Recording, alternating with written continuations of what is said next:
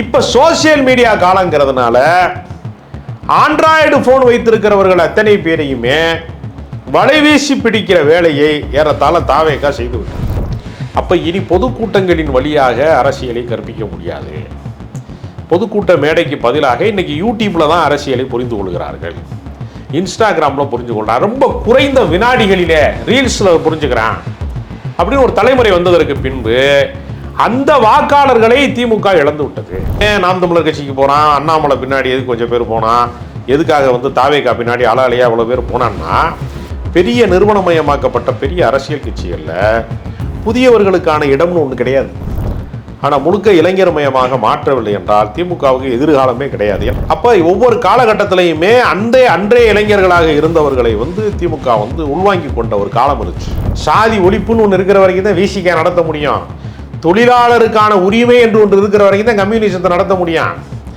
மொழி போராட்டம், தாய்மொழி காக்கிற போரிலே தன்னுயிர் ஈந்தவர்கள் என்கிற ஒரு வரிசை இருக்கிற வரைக்கும் தான் திராவிட இயக்கத்தை நடத்த முடியும். ஒரு ஈழ போராட்டத்தை வச்சு தான் அந்த பிரபாகரன் என்கிற உணர்ச்சியை வைத்து தான் ஒரு நாம் தமிழரை இயக்க முடியும். நீங்க வெறுமனே எப்படி கட்சி நடத்துவிய?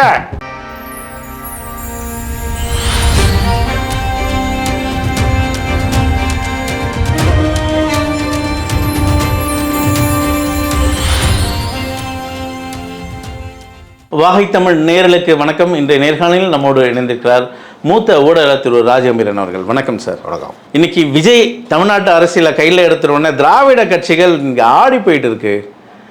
எப்படி பார்க்குறீங்க இந்த ஜென்சி மீட்டிங்கை? தமிழ்நாட்டு அரசியலிலே புதிய இளைஞர்களினுடைய பாய்ச்சல் நிகழ்ந்து விட்டது. ஃபர்ஸ்ட் டைம் ஓட்டர்ஸ் என்பவர்கள் எதை நோக்கி பயணிக்கிறார்கள், 2K கிட்ஸ் எதை விரும்புகிறார்கள், ஜென்சி தலைமுறை என்று சொல்லக்கூடிய அடுத்த தலைமுறை எதை விரும்புகிறார்கள், அவர்கள் அரசியலை எப்படி புரிந்து வைத்திருக்கிறார்கள், அரசியல் புரிதல் உள்ளவர்களுக்கு எப்படி ஓட்டு இருக்கிறதோ அதே மாதிரி அரசியல் புரிதல் இல்லாதவர்களுக்கும் வாக்குரிமை இருக்கிறார். இப்ப அரசியலினுடைய ஆழ நீளங்களை தெரிந்தவர்கள் ஏறத்தாழ ஒரு குறிப்பிட்ட ஒரு 10% பேர் இருக்கிறாங்கன்னா அதை பற்றிய புரிதலே இல்லாதவர்கள் 60-70% பேர் இருப்பாங்க. ஆனால் தேர்தல் வெற்றியை தீர்மானிப்பது பெரும்பான்மை தான் தீர்மானிக்கிறது. அதனால தான் பெரும்பான்மை மதத்தை கையில் எடுக்கிறார்கள், பெரும்பான்மை மொழியை கையில் எடுக்கிறார்கள். எப்படி மக்களை அணிதிரட்டுவதற்கான ஆயுதமாக பாஜக மதத்தை கையில் எடுக்கிறது, தமிழர்களினுடைய ஒற்றுமையை சாதி ரீதியாக தமிழர்கள் பிரிந்து கிடக்கிறார்கள், அவர்களை மொழியின் வழியாக, மொழி உணர்ச்சியின் வழியாக திராவிட இயக்கம் தன்மையப்படுத்தியது. அதைத்தான் நாம் தமிழர் கட்சி தமிழ் தேசியத்தின் பெயரால் செய்து கொண்டிருக்கிறது. இப்போ ஒவ்வொரு அரசியல் கட்சிக்கும் மக்களை அணி திரட்டுவதற்கான ஒரு ஆயுதம் தேவைப்படுகிறது. இப்போ சோசியல் மீடியா காலங்கிறதுனால ஆண்ட்ராய்டு ஃபோன் வைத்திருக்கிறவர்கள் அத்தனை பேரையுமே வலைவீசி பிடிக்கிற வேலையை ஏறத்தாழ தாவேகா செய்து விட்டது. நீங்கள் எம்ஜிஆர் அவர்கள் அரசியலிலே இடம்பெற்றதற்கும் விஜய் அவர்கள் அரசியலிலே மிகப்பெரிய முதன்மை இடத்தை பெற்றதற்கும் ஒரு முக்கியமான வேறுபாடு இருக்கிறது. பாமரர்கள், படிக்காதவர்கள், சாமானியர்களை எம்ஜிஆர் ஈர்த்தார். அதனால் தான் அவருடைய அரசியல் வாழ்க்கையை நீங்கள் பார்த்தீங்கன்னா, அவர் போட்டியிட்ட சட்டமன்ற தொகுதியெலாம் பார்த்தீங்கன்னா அருப்புக்கோட்டை, ஆண்டிப்பட்டி மாதிரி பின்தங்கிய பகுதிகளை நோக்கி தான் அவர் பயணித்தார். அங்கே தான் படிக்காதவங்க அதிகம். ஆனால் நகர்ப்புறங்களிலே தான் விஜய்க்கு வெற்றி நடந்திருக்கிறது. நீங்கள் எம்ஜிஆர் காலத்திலோ ஜெயலலிதா காலத்திலோ திமுகவின் கோட்டையாக அப்போதும் இருந்த சென்னை மாதிரி மாநகரங்களிலே ஒரு மாபெரும் வீழ்ச்சியை திமுக சந்தித்திருக்கிறது. அதற்கு காரணம் என்னன்னா, நகர்ப்புறங்களிலே இருக்கிறவர்கள் தான் விஜய்க்கு மிகப்பெரிய அளவிலே வாக்களித்திருக்கிறார். பின்தங்கிய கிராமங்களில் இருக்கிறவர்களை அவரால் பெரிய அளவிலே கவர முடியவில்லை. இந்த முரண்பாடு எம்ஜிஆருக்கு இருக்குமான முரண்பாடு. அப்போ இது முழுக்க சமூக வலைதளங்களில் சோசியல் மீடியாவின் வழியாக இது நிகழ்ந்திருக்கிறது. 40 வயசுக்கு மேலே இருக்கிறவங்கெல்லாம் ஃபேஸ்புக்கில் இருக்காங்க. நீங்கள் இன்ஸ்டாகிராமில் தான் 20 வயசுக்காரங்க 15 வயசுக்காரங்க பூராமே இன்ஸ்டாகிராமில் இருக்காங்க. அதிலேயே சோசியல் மீடியாவுக்குள்ளேயே ஒரு வேறு தளங்களிலே இருக்கிறார்கள். அப்போ இந்த தலைமுறையை நாம் அரசியல் படுத்தாமல் தவறிவிட்டோம். நம்ம அரசியலை எங்கிருந்து கற்றுக்கொண்டோம்? மேடைகளிலே பேசுபவர்களிடத்திலே இருந்து நாம் அரசியலை புரிந்து கொண்டோம். பேரணிகள், ஆர்ப்பாட்டங்கள், போராட்டங்கள், பொதுக்கூட்டங்கள், கட்சி மாநாடுகளின் வழியாக அரசியல் படுத்தியது ஒரு தலைமுறை. இப்போ பொதுக்கூட்டம் போட்டால் பொதுமக்கள் யாரும் வர்றதே கிடையாது. அந்த கட்சியின் செயலாளரே ஒரு 4-5 வேனை அனுப்பி, எப்பா அந்த கிளை செயலாளர்கிட்ட சொல்லுப்பா, ஒரு வேனில் வந்து ஆளை ஏற்றிட்டு வந்துருப்பா, இந்த நகர செயலாளர்கிட்ட சொல்லி ஒரு 4 வேனில் ஆளை ஏற்றிட்டு பாப்பான்னு சொல்லி கிட்டத்தட்ட வந்து மகளிர் குழுக்கள் மாதிரி ஆட்கட்டை ரெடி பண்ணி ஒரு 500 பேரை வந்து பொதுக்கூட்டத்தினுடைய வரிசையிலேயே கொஞ்ச நேரம் நிரப்பி வைப்பதற்கு தலைக்கு ஒரு 200 ரூபா வாகன செலவு, வழிச்செலவு, சாப்பாடு இதெல்லாம் போக வந்துட்டு போகிறதுக்கு ஆளுகளை கூப்பிட வேண்டிய நிலைமை வந்துச்சு கட்சிகளுக்கு. அப்போ இவர்கள் அரசியல்படுத்தப்பட்டவர்களானா அரசியல்படுத்தப்பட்டவர்கள் கிடையாது.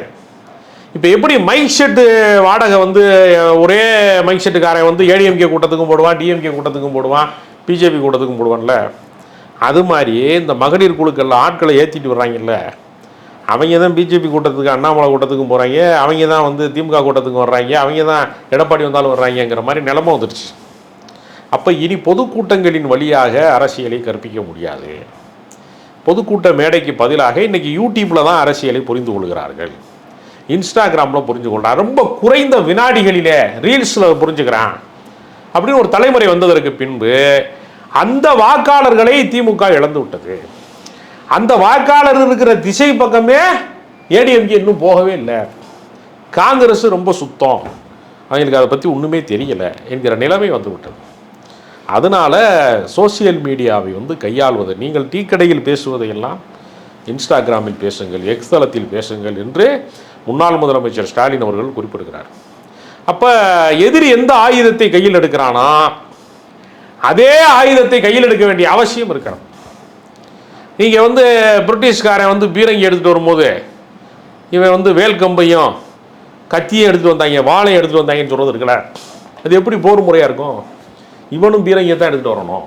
எந்த ஆயுதத்தில் வந்து அவர்கள் வந்து தாக்குகிறார்களோ அதே ஆயுதத்தால் தான் திருப்பி தாக்கணும். அப்போ சோசியல் மீடியாவை அவர்கள் கையில் எடுத்தால் நாம் ஏன் கையில் எடுக்கக்கூடாது என்று திமுக ஜென்சி தலைமுறைக்கான ஒரு வகுப்பை வந்து இன்றைக்கு தொடங்கியிருக்கிறார்கள், ஒரு பாடத்தை தொடங்கியிருக்கிறார்கள். இது தமிழகத்தில் புதிய அரசியல் அவதாரம் எடுத்திருக்காங்க. ஒரு டெக்னாலஜி ரெவல்யூஷனை வச்சு விஜய் ஒரு இடத்த வந்துட்டாரு அப்படின்ற இடத்துக்கு திமுக இப்போ தான் கண்டுபிடிச்சிருக்கு, அப்படி தானே? இல்லை, அப்படி கிடையாது. திமுகவில் ஏற்கனவே ஐடிவிங் இருக்கிறது, ஏற்கனவே சோசியல் மீடியா ஆக்டிவிஸ்ட்லாம் இருக்கிறாங்க. ஆனால் அவர்கள் வந்து என்டர்டெயின்மெண்ட்டுக்கான ஆளாக இல்லை, சீரியஸான ஆளாக இருக்காங்க. இல்லை, இப்போ திமுகவோட தோல்வியை அவங்க எதை பார்க்குறாங்க? திமுக தோல்விக்கு இதுதான் முக்கிய காரணம், அதை எதை பார்க்குறாங்க? இல்லை, திமுக தோல்விக்கு நான் அறிந்தவரை மிக முக்கியமான காரணம் மூத்த தலைவர்கள் தொடர்ச்சியாக பதவிகளிலே 88 வயசாகுது துரைமுருகனுக்கு, பொதுச் செயலாளர் இருக்கார். அவர் இந்த தேர்தலில் நின்றுருக்கார். ஒருவேளை அவர் சட்டமன்றத்துக்கு வந்து வெற்றி பெற்றிருந்தா அவருக்கான ஒரு 5 ஆண்டு கால கணக்கு போட்டிங்கன்னா 93 வயசு வரைக்கும். அப்போ இந்த மாதிரி மூத்தவர்கள் இளைஞர்களுக்கு வழிவிடாமல் அடைத்து கொண்டு நிற்கிறார்கள். ஏன்னா அரசியலில் வயது வரம்பு கிடையாது. அதனால் அவங்க என்ன செய்கிறாங்கன்னா மறுபடியும் ஒவ்வொரு மாவட்டத்திலையுமே மாவட்ட செயலாளர்கள்லாம் வந்து பார்த்தீங்கன்னா 40 வருடம் 30 வருஷமாக ஒரே ஆள் வந்து மாவட்ட செயலாளர் இருக்காங்க. சுழற்சி முறையிலே பதவி வழங்கப்பட வேண்டும், இளைஞர்களை பதவியிலே அமர்த்த வேண்டும். இந்த தேர்தலில் ஒரு 80 புதிய முகங்களை வந்து திமுக வந்து இளைஞர்களை அறிமுகப்படுத்தியது அப்படிங்கிற மாதிரி ஒரு விஷயம் நடந்துச்சுன்னா இந்த கட்சிக்கு போனால் நம்ம வேட்பாளர் ஆகலாம், இந்த கட்சிக்கு போனால் நம்ம எம்எல்ஏ ஆகலாம், இந்த கட்சிக்கு போனால் நம்ம வந்து கட்சி பதவிகளை வந்து நம்ம கிடைக்கும் அப்படிங்கிற நம்பிக்கை இருக்குல்ல. இப்போ ஏன் நாம் தமிழர் கட்சிக்கு போகிறான், அண்ணாமலை பின்னாடி எதுக்கு கொஞ்சம் பேர் போனால், எதுக்காக வந்து தாவேகா பின்னாடி அலையா அவ்வளோ பேர் போனான்னா, பெரிய நிறுவனமயமாக்கப்பட்ட பெரிய அரசியல் கட்சிகளில் புதியவர்களுக்கான இடம்னு ஒன்று கிடையாது. அந்த இடத்துல வந்து என்ன நிலைமை இருக்குன்னா, நீ கட்சிக்கு தொண்டராரு, கட்சி உறுப்பினராரு, அதிகார பதவிக்கு வந்துடாத என்று சொல்லக்கூடிய அளவிற்கு ஒரு அடசல் இருக்குங்க. அந்த இதை வந்து அந்த தடையை உடைப்பதற்கான ஒரு காலகட்டம் வந்திருக்கு நான் நினைக்கிறேன். முழுக்க திமுகவை இளைஞர்கள் மயமாக மாற்ற வேண்டும், புதியவர்களுக்கான வாய்ப்பை உருவாக்கி தர வேண்டும், அரசியல் அறிவுமிக்க இளைஞர்கள். இப்போ நீங்கள் உதயநிதி ஸ்டாலின் அவர்கள் வந்து தமிழ்நாடு முழுக்க வந்து பேச்சு போட்டி நடத்துகிறாங்க. இந்த திராவிட இயக்கம் என்ன சாதித்திருக்கிறது அப்படின்னு நீங்கள் வந்து இளம் பேச்சாளர்களுக்கான பயிற்சி பட்டறை மாதிரி நடத்தி தமிழ்நாடு முழுக்க புதிய பேச்சாளர்களை, நூற்றுக்கணக்கான பேச்சாளர்களை உருவாக்கி எல்லா திமுக மேடைகள்லையும் பெரிய தலைவர்கள் பேசுகிற மேடைகளில் கூட ஒரு இளம் பேச்சாளர் பேச வேண்டும் என்று உருவாக்கினாங்க. இந்த முன்னெடுப்பு சரியானது. இது மாதிரி எல்லா துறைகளிலேயுமே அது வந்து நீங்கள் பார்த்தீங்கன்னா இளைஞர் அணியினுடைய வளர்ச்சியை வந்து கட்சியில் ஏற்கனவே மூத்தவர்களாக இருக்கிறவங்க இருக்காங்களா, அவங்க அதை ரசிப்பதே கிடையாது. ஆனால் முழுக்க இளைஞர் மயமாக மாற்றவில்லை என்றால் திமுகவுக்கு எதிர்காலமே கிடையாது. ஏன்னா அம்பாசடர் கார் வந்து மாடலை மாற்ற மாட்டேங்கிறான். புதிய புதிய கார்கள் வந்து டிசைனாக வந்துக்கிட்டே இருந்துச்சு. ஒரு கட்டத்துக்கு மேலே என்ன ஆயிடுச்சுன்னா அம்பாசடர் காருடைய விற்பனை பெரிய அளவில் சரிந்து வீழ்ந்தது. அம்பாசடர் காரினுடைய உற்பத்தி நிறுத்தப்பட்டுள்ளது. இந்த நிலைமை ஏன் வந்துச்சுன்னா மாடலை மாற்ற மாட்டேன்னு சொன்னதுனால தான் வந்துச்சு. அது மாதிரி ஏறத்தாழ இவர்கள் வந்து ஒரு பழைய சிஸ்டத்திலே இயங்கிக் கொண்டே இருக்கிறார்கள். புதிய மாற்றத்துக்கு தன்னை தயார்படுத்திக் கொள்வதிலே அவங்க முழுதாக முன்வரவில்லை. ஒரு சின்ன குரூப்பு இயங்குச்சானா அதை கடந்து வந்து அடுத்த தலைமுறைக்கு அதை கடத்துவதற்கு அல்லது அந்த தலைமுறையினுடைய கருத்தை உருவாக்குவதற்கு தவறிவிட்டார்கள் என்பதுதான் இந்த தோல்வியினுடைய. இளைஞர்களோட விஷயத்தை பூர்த்தி செய்யாத இடத்துக்கு திமுக இருந்திருக்கு, அப்படிதானே? இல்லை, அதாவது அதிகாரம் வந்து சுழற்சி முறையிலே இயங்க வேண்டும். இல்லை, ஒரு காலகட்டத்தை பாருங்களேன். இப்போ கலைஞர் என்ன செஞ்சாருன்னா ஆராசா இளைஞராக இருக்கிற போது கட்சிக்கு அழைத்தார். அவர் திராவிடர் கழகங்களில் பேசிட்டு இருக்கிற காலத்தில் அவர் கட்சிக்கு அழைத்தார். பல புதியவர்களை அவர் உருவாக்குறார். நீங்கள் பல பேர் எனக்கு தெரிந்து மறைந்த முன்னாள் அமைச்சர் ரகுமான் கான் வந்து சட்டக்கல்லூரி மாணவராக இருக்கிற போது அவருடைய பேச்சாற்றலை பார்த்து ஒரு கூட்டத்தில் கேட்டுட்டு நீ கட்சிக்கு வான்னு கூட்டிகிட்டு வந்தார். அப்போ ஒவ்வொரு காலகட்டத்திலையுமே அன்றைய இளைஞர்களாக இருந்தவர்களை வந்து திமுக வந்து உள்வாங்கி கொண்ட ஒரு காலம் இருந்துச்சு. இப்போ அப்படி கிடையாது. இப்போ வந்து என்னென்னா இளைஞர் அணியில் மட்டும்தான் இளைஞர்கள் இருக்கிறாங்க. ஒட்டுமொத்த கட்சியை வந்து ஒரு 80% மேலாக ஆக்கிரமித்தவர்கள் என்பவர்கள் ஒரு 70 வயது கடந்தவர்களாக இருக்கிறார்கள் அல்லது 50 வயதை கடந்தவர்களாக இருக்கிறார்கள். இளைஞர்களாக இல்லை. 40 வயதுக்கு கீழானவர்கள் என்பது ஒரு கட்சியில் இல்லாமல் போவதுன்னு ஒரு இடம் இருக்குல்ல, அந்த வெற்றிடத்தை தாவேகா பூர்த்தி செய்து விட்டது நான் நினைக்கிறேன். 40 வயதுக்கும் குறைவானவர்கள் பல பேர் தாவேகாவில் பெரிய அளவில் ஆக்கிரமித்து விட்டார்கள். 40 வயதுக்கு மேலானவர்கள் 50 வயதுக்கு மேலானவர்கள் தான் வந்து அதிமுகவில் இருக்காங்கிற நிலைமை உருவாகிவிட்டது. இல்லை, இந்த கொள்கைக்கெல்லாம் இங்கே இடம் இல்லை அப்படின்ற இடத்துல மக்கள் வந்துட்டாங்களா? நீங்கள் இன்னும் பழைய புராணமே பாடாதீங்க, எங்களுக்கு தேவையானது என்ன அதை செய்யுங்க அப்படின்ற இடத்துக்கு வந்துட்டாங்களா மக்களுங்க? ஒரு போலி டாக்டருக்கு வந்து ரொம்ப பேர் ஊசி போடுறதுக்கு போகிறாங்க, வரிசையில் கும்பலாக போகிறாங்க. சில கிராமப்புறங்களில் என்ன பண்ணுவாங்கன்னா டாக்டரே இருக்க மாட்டாங்க கிராமப்புறங்களில். அதனால் என்ன பண்ணுவான்னா ஒரு கம்பவுண்டரே தன்னை டாக்டராக கருதி கொண்டு வைத்தியம் பார்த்துட்டே இருப்பான். அப்போ ஏதாவது ஒரு கேஸு வந்து புட்டுக்குச்சுன்னு வச்சுக்கோங்களேன், யாராவது ஒருத்தர் போய் சேர்ந்துட்டாங்கன்னு வச்சுக்கோங்க தவறான மருந்தில், அப்போ வந்து இங்கே இந்த டாக்டர்கிட்ட கொண்டு வந்ததுனால தான் மாட்டிக்கிட்டேன்னு சொல்லும்போது சர்டிஃபிகேட் எங்கேன்னு கேட்பாங்க. போலீஸ் கேஸ் ஆகிடும். கொள்கை இல்லாமல் ஒரு அரசியலை நடத்துவதுங்கிறது ஒரு போலி டாக்டர் வைத்தியம் பார்க்குற மாதிரி ரொம்ப நாளைக்கு ஓடாது. அவரும் ஊசி போடுறாருங்க, அவருக்கும் ஜலிக்கு போட்டால் மருந்து. அதிமுகவும் கொள்கை இல்லாதானே பயணிச்சுது. இல்லை இல்லை, அப்படி கிடையாது. கொள்கையாளர்களை வைத்து தான் கட்சி நடத்த முடியும். எப்போவுமே நீங்கள் அரசியலை பொறுத்தவரையில் கொள்கையாளர்களால் வழிநடத்தப்பட. இப்போ நீங்கள் ஏன் கலைஞருடைய அரசியல் என்றது, கலைஞருடைய ஜாதி வந்து பின்புலம் கிடையாது அவருக்கு. அவர் வந்து ஒரு ரொம்ப மைனாரிட்டியான ஒரு ஜாதி. இல்லை, கலைஞருக்கான அரசியல் வந்து ஒரு அலை இருந்தது அந்த நேரத்தில். தமிழ் அந்த அலை எங்கிருந்து வந்தது? மொழி பிரச்சனை தான் அங்கே பெரிய பிரச்சனை இல்லைங்க. ஒவ்வொரு காலகட்டத்திலையும் ஒரு பிரச்சனை வருகிறது. அந்த அலை இந்த வாட்டி இல்லை திமுகவுக்கு. ஏற்கனவே போன அலை வந்து பாஜக அலை, பாஜக தமிழ்நாட்டில் கபலீகரம் செய்கின்ற அலை ரொம்ப அதிகமா இருந்தது. அந்த அலையை இங்க உருவாக்க மறந்துட்டாங்க திமுக பக்கம். இல்ல, மத்திய அரசாங்கத்தை எதிர்க்கும் போது பாஜக எதிர்ப்பலை வேலை செய்தது. மாநில தேர்தலுக்கு அது வேலை செய்யல. அப்ப மாநில தேர்தலுக்கு வேலை செய்யாதற்கு 2 காரணம். ஒண்ணு என்னன்னா, இளைஞர்கள் அரசியல் படுத்தப்படாமல் அவன் என்டர்டைன்மெண்ட்ல இருந்து தன் தலைவனை தேடுகிறான். திரையரங்கத்தினுடைய இருட்டுக்குள்ளே தனக்கான தலைவனை தேடுகிற ஒரு தலைமுறை உருவாகி விட்டது என்று சொல்வார்கள். அந்த மாதிரி தன்னுடைய தலைவனை வந்து வெளிச்சத்தில் தேடுறதுக்கு போல திரையரங்க இருட்டுக்குள் தேடிட்டான். அப்போ என்டர்டெயின்மெண்ட்டுக்குள்ளே இருந்து சோசியல் மீடியாவுக்குள்ளே இருந்து இப்போ நீங்கள் ஒன்றும் இல்லை, இப்போ எத்தனையோ தமிழ் அறிஞர்கள் இருக்கிறாங்க, பேச்சாற்றல் மிக்கவர் இருக்காங்க, சோசியல் மீடியாவில் இல்லாமல் இருப்பாங்க சில பேர். அப்போ யூடியூப்பில் வந்து ஒருத்தருடைய பேச்சு, இப்போ நீங்கள் ஒரு உதாரணத்துக்கு சொல்கிறேன், தோழர் ஜீவானந்தம் மாதிரி வந்து பேசுவதற்கு இந்த உலகத்தில் யாருமே இல்லை. அப்படிப்பட்ட மாபெரும் பேச்சாற்றல் மிக்கவர் தோழர் ஜீவானந்தம் அப்படின்னு ஒரு தலைமுறை சார்ந்தவர்கள் கம்யூனிஸ்ட் கட்சியில் வந்து மூத்த தலைமுறை சேர்ந்தவர் சொல்கிறாங்கல்ல. சுந்தர ராமசாமி அதை பற்றி ஒரு பெரிய கட்டுரை எழுதியிருக்காரு. ஜீவா என்னும் பேரோசைன்னு ஒரு கட்டுரை எழுதியிருக்காரு. ஜீவா எப்படி பேசுவார்னு எழுதியிருக்கிறார். அதை நாம் பார்க்கல, அந்த கட்டுரையை நான் படிச்சிருக்கேன். அதே மாதிரி சிபி சிற்றரசன் ஒருத்தர் வந்து நகைச்சுவையாக எப்படி பேசுவார் அப்படிங்கிறத பற்றி பல பேர் வியந்து பாராட்டி பேசியிருக்காங்க. கலைஞர் பலமுறை மேற்கோளாக காட்டியிருக்கிறார். அப்போ ஒவ்வொரு காலகட்டத்திலையும் பட்டுக்கோட்டை அழகிரி எப்படி பேசுவார், குன்றக்குடி அடிகளார் எப்படி பேசுவார், அப்படின்னு அதுக்கெல்லாம் ஏதாவது ஆதாரம் இருக்கான்னு கேட்டால் அறிவியல் ஆதாரம் இல்லை. ஏன்னா அந்த வாய்ஸ் ரெக்கார்டு இல்லை, பெரும்பகுதி என்னன்னா அதுக்கு ரெக்கார்டு இல்லை. அப்போ அவன் என்ன செய்வான், சர்ச் பண்ணி தேடும் போது யார் அவனுக்கு கிடைக்கிறாங்களோ அதை தானே பார்ப்பான். அது மாதிரி தான் இது. அவனுக்கு கொடுக்கப்பட்ட அறிவு, அவனுக்கு கிடைத்த தகவலுக்குள்ள ஒரு தலைவனை தேடுறான். அவனை மாபெரும் ஆளுமைகளை அறிமுகப்படுத்துவதற்கு நம்ம தவறிட்டோம், நம்ம சிறந்த கருத்துக்களை சொல்ல தவறிட்டோம். அப்படிதான் நம்ம பார்க்கணுமே தவிர கொள்கை இல்லாத தலைமுறை உருவாகி. இப்போ நீங்கள் விதை இல்லாத பழம் வந்துருச்சுங்கிறாங்கல்ல, ஹைபிரிட் பழம் வந்துருச்சு, விதை தேவையில்லை. ஆனால் நீங்கள் விதை இல்லாத பழம் வந்துச்சுன்னா எப்படி நீங்கள் விளைய வைப்பீன்னு ஒரு கேள்வி இருக்குல்ல.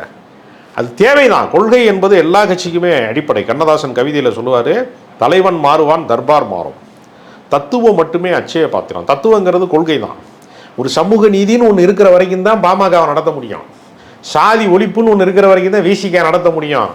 தொழிலாளருக்கான உரிமை என்று ஒன்று இருக்கிற வரைக்கும் தான் கம்யூனிசத்தை நடத்த முடியும்.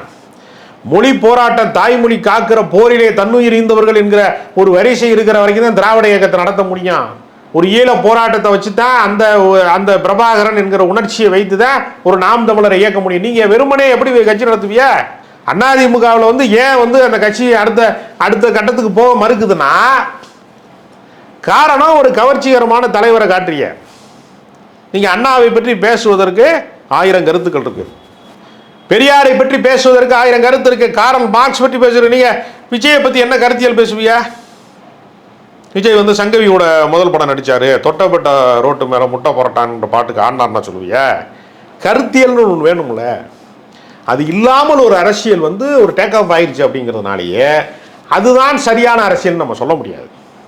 அதனால் அரசியலில் அவர்கள் தற்காலிகமாக வெற்றி பெற்றிருக்கிறார்கள். அவங்களுடைய செயல்பாடு என்னவா இருக்குது, அவங்களுடைய நடவடிக்கை என்னவா இருக்குது, இதுவரை காப்பாற்றப்பட்ட மாநில உரிமை, மாநில சுயாட்சி, இருமொழி கொள்கை, கல்விக் கொள்கை, இதில் எல்லாம் அவங்க எவ்வளவு கராளாக நடந்துக்கிறாங்க, மத்திய அரசோடு அவர்கள் எப்படி இணக்கமாக இருக்கிறார்களா, அடிபணிந்து போகிறார்களா, அவர்கள் ஆதிக்கத்துக்கு கட்டுப்பட போகிறார்களா, அல்லது அவர்கள் ஆதிக்கத்துக்கு எதிராக எதிர்த்து நிற்க போகிறார், இப்படி பல கேள்விகள் இருக்கு. ஒவ்வொருத்தருக்கும் தனிப்பட்ட பாதிப்பு வருகிற போது என்ன செய்வான்? இப்போ நீங்கள் திமுக ஏன் விழுந்துச்சு? இடைநிலை ஆசிரியர்கள் போராட்டம் நடந்துக்கிட்டே இருந்துச்சு, பகுதி நேர ஆசிரியர் போராட்டம் நடந்துகிட்டே இருந்துச்சு. எல்லா முறையுமே அந்த போராட்டத்தை செவிமடுக்கவில்லை. தூய்மை பணியாளர் போராட்டம் நடந்துச்சு, அது அந்த போராட்டத்தை கலைத்து விட்டார்கள். தூய்மை பணியாளர் சம்பளம் கேட்டாங்க, தனியார் மையம் ஆக்கக்கூடாதுன்னா அந்த கோரிக்கையை தான் நிறைவேற்றின. அதுக்கு பதிலாக காலையில் உனக்கு டிஃபன் வாங்கி தரேன்னு சொன்னாங்க. சம்பளத்தை கூட போட்டால் அவனையும் சாப்பிட்டுக்கிறான் வாங்கி. அப்போ ஒவ்வொரு சம்பவத்துக்கு பின்னாடி பாதிக்கப்பட்டவர்கள் எண்ணிக்கை கூட்டிகிட்டே இருக்கு. ஆசிரியர்கள் எதிராக மாறுறாங்க, தூய்மை பணியாளர்கள் எதிராக மாறுறாங்க, ஆம்ஸ்டாங் கொலையில் தலித் ஆக்டிவிஸ்ட் பூரா எதிராக மாறுறாங்க, வேங்கை வயலில் சில பேர் எதிராக மாறுறாங்க. ஒவ்வொரு இடத்துலையும் எதிர் மனநிலை உருவாகிட்டே இருக்கு. இந்த எதிர் மனநிலையை சரி செஞ்சிடலான்னு அவங்க நினச்சாங்க. சரி செய்ய முடியாத ஒரு இடத்துல போய் மாட்டிக்கிட்டாங்க. அப்படித்தான். அப்போ ஒரு பிரச்சனை இப்பயும் அப்போ சட்டம் ஒழுங்கு இப்போ சரியாயிடுச்சா? இப்போ தலித்துக்களுக்கான பிரச்சனை சரியாயிடுச்சா? தூய்மை பணியாளர் பிரச்சனை சரியாயிடுச்சா? ஆனால் சரியாகலை. சரி செய்வோன்னு சொல்லியிருக்காங்க. முதல் கட்ட ஆட்சிங்கிறதுனால கொஞ்சம் டைம் கொடுக்குறாங்க. ஒருவேளை இவங்களும் நிறைவேற்றலைன்னா மறுபடியும் போராட்ட காலமாக தான் அது மாறும். அப்போ நீங்கள் மக்களிடமிருந்து கற்றுக்கொண்டு ஒரு அரசியலை நடத்தாமல் நான் சொல்கிறது நீங்கள் கேளுன்னா அரசியல் நடக்காது. இனிமேல் தொண்டர்கள் கட்டளையிடக்கூடிய காலம் விட்டது. தலைவர்கள் தான் கட்டளையிடுவாங்கன்னு நம்ம நினச்சிட்டு இருக்கோம். தொண்டர்கள் அரசியலை தீர்மானிக்கிற காலம் விட்டது. பெரியவர்கள் சொல்லி இளைஞர்கள் கேட்பார்கள் என்கிற காலம் போய் இளைஞர்கள் சொல்வதை பெரியவர்கள் கேட்க வேண்டிய அந்த மாற்றம் நிகழ்ந்து விட்டது. அதிகாரம் ஓரிடத்திலே தேங்கி நிற்கிறது. ஓடிக்கொண்டே இருந்தால்தான் அது நதி. ஒரு இடத்திலே தங்கிருச்சுன்னா அது குளம் குட்டை சாக்கடை ஆயிரும். அப்படியே அது ஓடாத நதி சாக்கடை ஆயிரும். அது மாதிரி அதிகாரம் ஒரு இடத்திலே தேங்கி நிற்கிற ஒரு இடமாக திராவிட இயக்கம் மாறிவிட்டது. அதனால அது பின்தங்கிய இடமாக போய்விட்டதே தவிர இதையெல்லாம் சரி செய்கிற போது அதுக்கு மறுபடியும் அதுக்கு ஓட்டம் தொடங்கும். அதை முதல் கட்டமாக உணர தொடங்கி விட்டார்கள் என்பதைத்தான் இந்த ஜென்சி தலைமுறைக்கான கூட்டம் நமக்கு அறிவிக்கிறதுன்னு நான் நினைக்கிறேன். தொடர்ந்து தமிழ்நாடு அரசியலை பேசுவோம். உங்கள் நேரத்துங்கிறதுக்கு மிக்க நன்றி.